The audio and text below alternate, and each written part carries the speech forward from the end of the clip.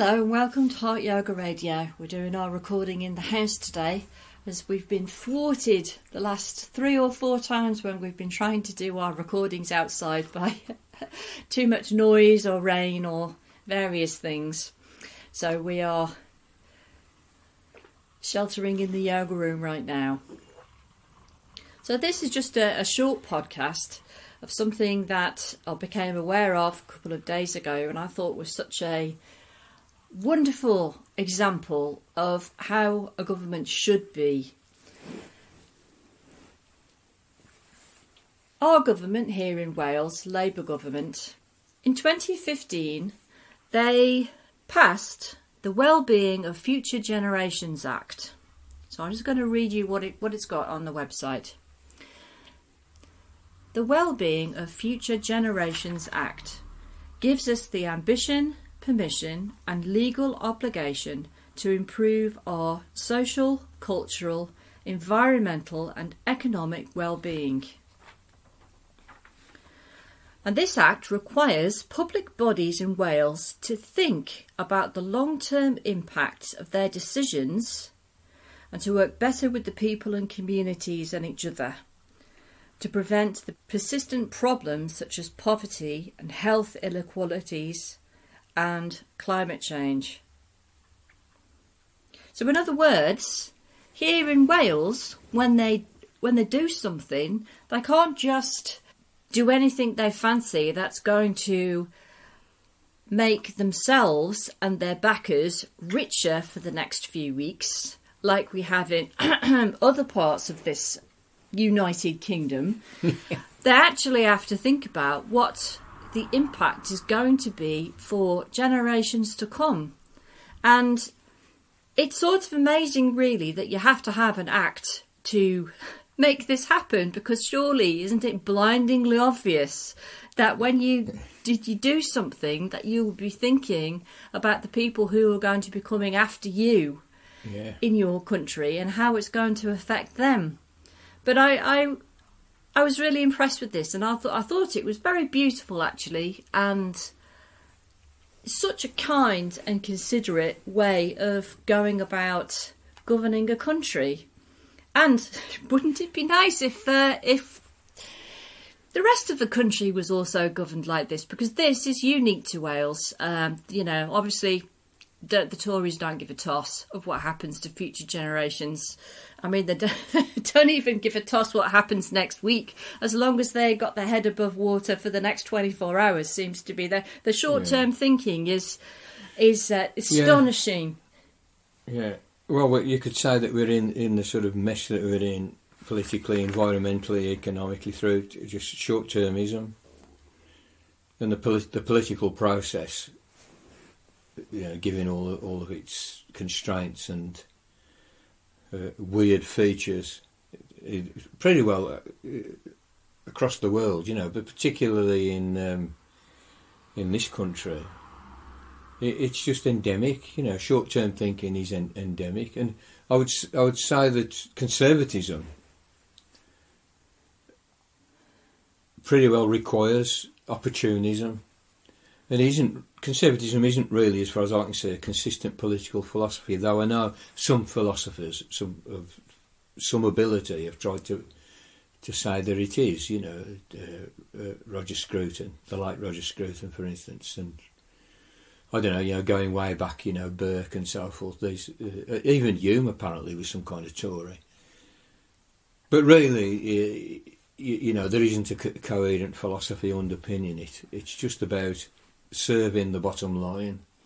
And the 1%. So, you say conservatism, what does it want to conserve? It wants to conserve the economic status quo. It's prepared to go along with sort of more superficial, superstructural changes in the culture, It might drag its feet around things like, I don't know, gay rights and that kind of thing, and women's rights. It tends to be socially conservative as well. But it can be persuaded to budge on those kind of issues, as long as the economic status quo is preserved, and they will fight tooth and nail. And why you get short-termism is because the capitalism is a very short-termist kind of scenario. Its business cycles last 7 to 10 years. Every 7 to 10 years it goes into crisis, you know. So you have to, and you don't know exactly how the crisis is going to pan out. So if you're a Tory politician, you have to do a lot of on the hoof thinking. And in fact, this recent incarnation of conservatism, namely now liberalism, which has been sort of making headway for 40 years, but which now I would say is a spent force ideologically, even though it's still got some momentum, actually repudiates any kind of planning, any kind of government-centred planning. And on the grounds that command economies can be very clunky, which the example is usually given of the Soviet Union. You know, a command economy is an economy in which the central government makes a plan and then tries to stick to it, a 5-year plan, a 10-year plan. I mean, the Chinese Communist Party, whatever you think of them, have got a plan for between now and 2050. You know, they've got the roadmap and they're going to try and stick to it, you know. But conservatism, as I say, it just has this built, particularly now liberal conservatism, has this built-in short-termism, and they'll take actions that they sketched out on the back of a fag packet yesterday, in order to preserve the profit margins of the economic class that it's the voice, the political voice of, namely, as you say, the 1%, you know, and its allies. So this Welsh Labour Act really counters all that. It just basically says you've got to think about the next generation and the generation after. Yeah, this act says we care about your children and their future. Yeah, even though we may not be there and probably won't be there, and your grandchildren. And it's like everything that the government does is tested against this yardstick. It's like everything has to go through an audit. And I've known about this for some time, and I thought, oh, it sounds like a good idea, but I haven't sort of had time to really investigate it. But I get like a newsletter every few weeks from them. You know, it's part of the vast amount of stuff that that comes into my inbox. You know, it's like, and I have a quick look and I'm thinking I want to kind of pay this a bit more attention now. So I'm not sure actually in practice how efficient it is, but except the bit that I have looked at it looks as though it's very, very efficient. And there's a commission and a commissioner, and they audit everything that the Welsh Government does according to how well it honours this commitment to the people of the future, you know, to their well-being. And if you look on the website, they've got several areas. I think it's 7 areas, is it? You have a look? I mean, one of which is sort of ecology or climate change, isn't it? So everything the government does has to go under this scrutiny, has to be given this scrutiny. As I say, in practice, it might just be a paper shuffling exercise that gets fudged, but I suspect not. So I'm just looking at the website again here. So 7 well-being goals, and I like the fact that they're using this term well-being. I know it's thrown around a lot, and it's kind of become a little bit meaningless in some ways, a bit overused. But I am a little bit suspicious of well-being economics, which was it was invented by Stiglitz, who was a Nobel Prize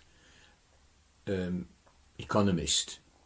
Even though that kind of means nothing, it's, but you know, he's a very prestigious economist who was Bill Clinton's economic advisor. So he's a bit of a neoliberal.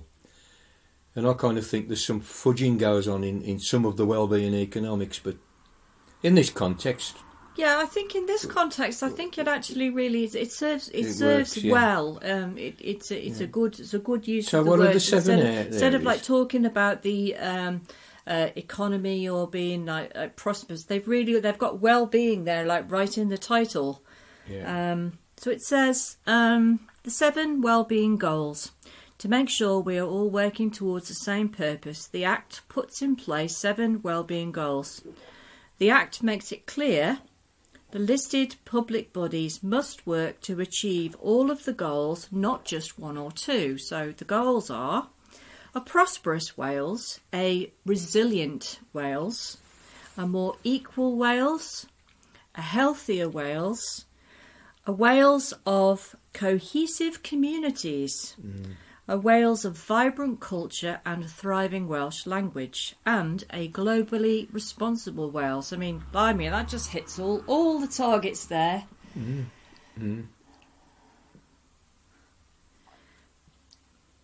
I'm just wondering, in practice, as I said, I haven't investigated, but I do know that they do audits, and they seem to be quite strict.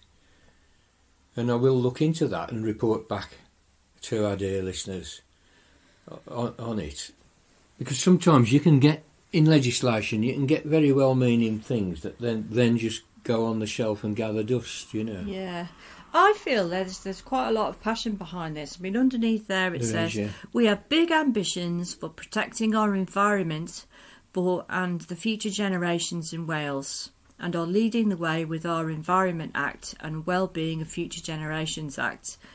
Yeah, I mean, there's a way in which it locks into all the other departments. It's almost like that the commission or the commissioner will have to sort of oversee a lot of very, very important sort of ministries or departments. Mm-hmm.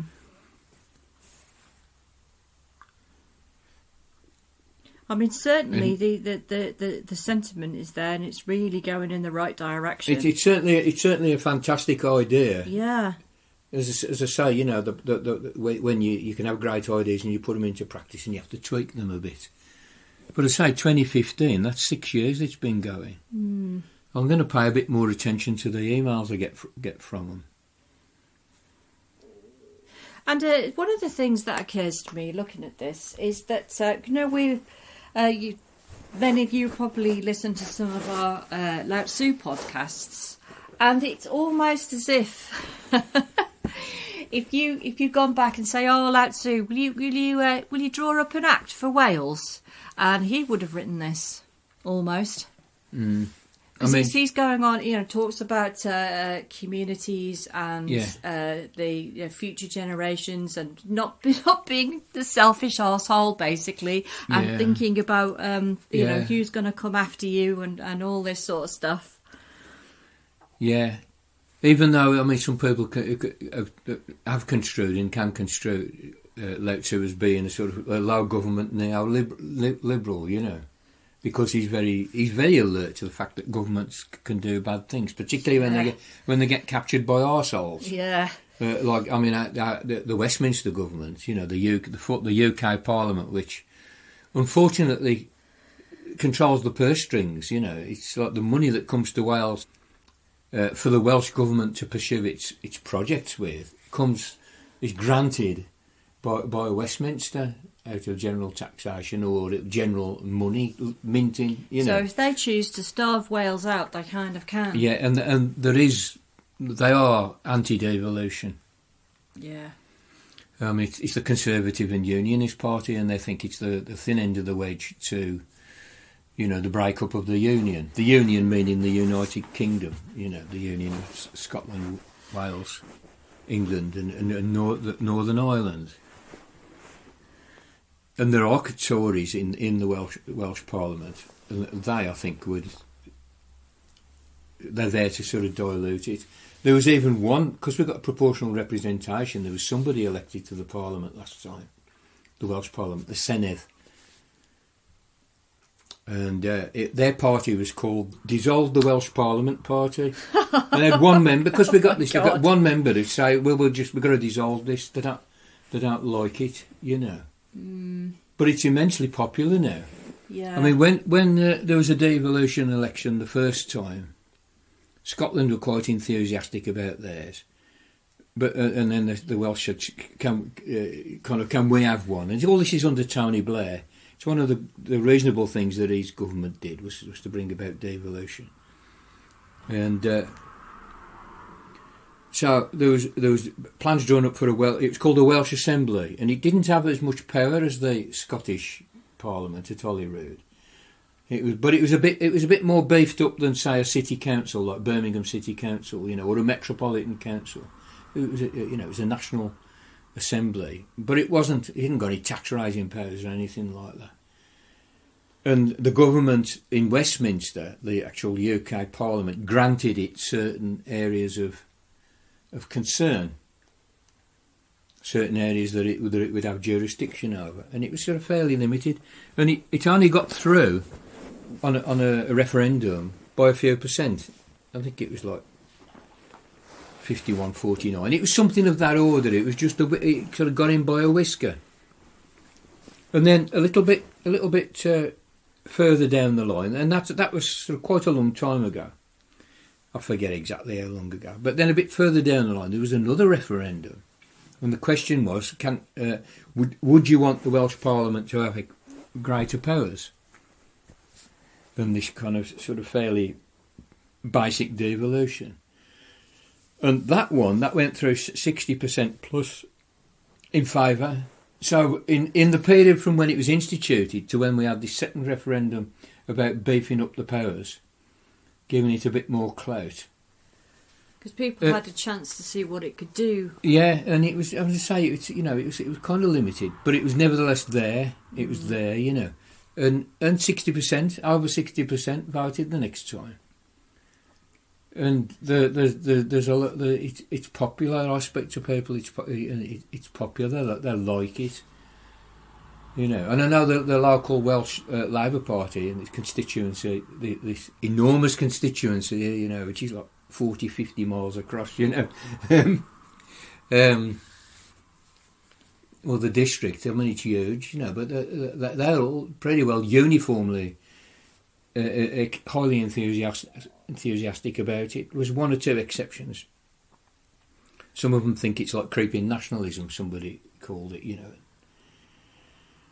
Well, I mean, stuff like this is the reason why we need to fight for Welsh Labour. I mean, I know a lot of people are very disillusioned with the Labour Party at the moment, and Starmer and myself his pals. included. yeah, us included. Yeah, but Welsh Labour is a different kettle of fish, and it really is worth preserving and pushing and expanding. And there's all the questions about sort of independence and things which are kind of tricky, but it would be nice if Welsh Labour could get out from under the thumb of the Tories and Westminster. Really, yeah. It's a very, very difficult path, but still, Welsh Labour are worth it. Yeah. So if you like the Labour Party, come and live in Wales. It is definitely a different scenario that's going on. I mean, okay, it's a much smaller country, sparsely populated by and large. The old industrial south's a bit more populated than sort of round here, I mean, this constituency, which I say it's this district, it's absolutely enormous in terms of acreage, compared with what's going on in far more populated areas of England, for instance. But there's only like 170,000 people or something it's not quite as sparsely populated as Alaska or somewhere like that, but it's so it's a small country. Was it 3 million, 3.5 million or something? Something like that. 4 million tops. I don't think it's even 4 million. So that kind of makes it a bit more manageable, in some ways, Also, just to mention, I've mentioned this before, the good things about the Welsh Government is their environmental schemes are really good, and their dedication to helping get people on benefits to have warmer homes is really good as well. Whenever I'm on Facebook, because they know I live in Wales now, I'm always getting adverts saying, are you on benefits, and do you have decent central heating? And if not, we'll come and install the top of the range central heating boiler in your house. No cost. Just phone us up and we'll send the engineers out, or we'll insulate your loft. Yeah. And which is lovely, really. But it's like you're bombarded with adverts with them begging to help you, which is lovely. Yeah. Yeah, I mean they've got their detractors, obviously, but and the majority in the Parliament. In fact, it's like they've just got 50% of the seats in the Senedd, so that everything they pass, they have to get somebody else to join in. But and there's a few nationalists, Plaid Cymru, Welsh nationalists, and at least half of those have got a pretty kind of left leaning in their ideas. And the other half sort of right leaning, you know. But of course they only need one to pass something, you know, and you need one to come over.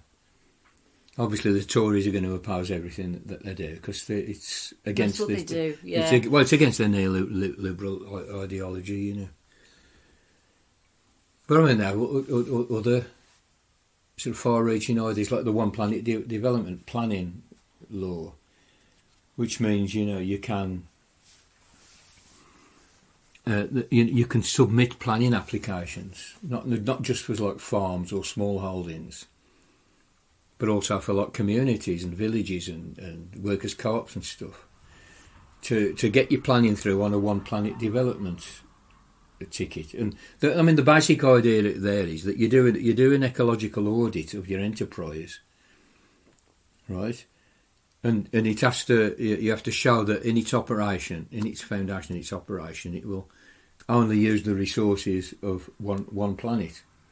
You know what that means? Yeah, so the average American, if everybody in the world lived to the standard of living and consumption, the standard of consumption of the average American, to take 8 planets. Yeah. So the idea is that you work out how much it needs for one person to live on one planet, using one planet's worth of, you know. So it's all about sustainability, and that's a thing that they put in place some years ago. I mean, it's been taken up. It's not kind of widely taken up, but again, it keys in very exactly with this Future Generations Act, because it's all about the sustainability, and anybody with the imagination can push this through. I mean, the reality on the ground is that the planners, because planning's in the hands of local councils, drag their feet or just instinctively oppose it because they don't understand it. So you have to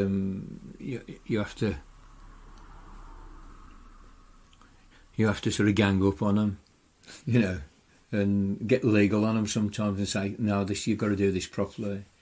But imagine in time that will become easier, because it will do. Because it become more of a thing, so they won't be so confused when they get the next application. The formats are now in place because of pioneers, and they can hand over templates to people.